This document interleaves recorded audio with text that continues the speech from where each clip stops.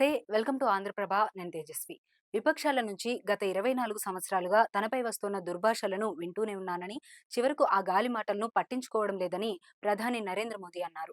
ఇప్పటి వరకు 101 సార్లు విపక్షాలు తనను దుర్భాషలాడాయని పార్లమెంటు సభ్యుడొకరు లెక్కించి చెప్పారన్నారు. ఎన్నికలు ఉన్నా, లేకపోయినా ఆ ప్రతిపక్ష నేతల ప్రవర్తన అలాగే ఉంటుందని దుయ్యబట్టారు. నిరాశలో ఉన్నవారికి దూషించడం ఒక స్వభావంగా మారిపోయిందని మండిపడ్డారు.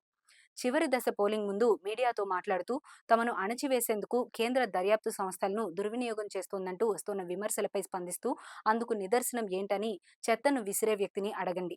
నేను ఆ చెత్తను ఎరువుగా మార్చి ఈ దేశం కోసం మంచి ఉత్పత్తులను అందిస్తాను.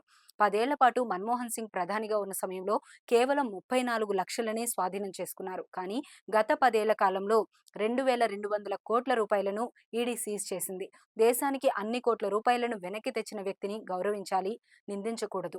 ఆ డబ్బును దొంగతనం చేసిన వ్యక్తి పట్టుబడిన తర్వాత అరుస్తుంటాడు. మా ప్రభుత్వం అవినీతిని ఏమాత్రం ఉపేక్షించదు అని స్పష్టం చేశారు. ఎవరు జైలుకు వెళ్లాలో మోదీ నిర్ణయిస్తారని ఢిల్లీ సీఎం అరవింద్ కేజ్రీవాల్ చేసిన వ్యాఖ్యలపై స్పందిస్తూ ఇలాంటి వ్యక్తులు ఈ దేశ రాజ్యాంగం, చట్టంపై అవగాహన పెంచుకోవాలి. నేను ఎవరికీ ఏమీ చెప్పనవసరం లేదు అని చురకలంటించారు. అలాగే పశ్చిమ బెంగాల్లో పార్టీ ప్రదర్శన గురించి ప్రస్తావించారు.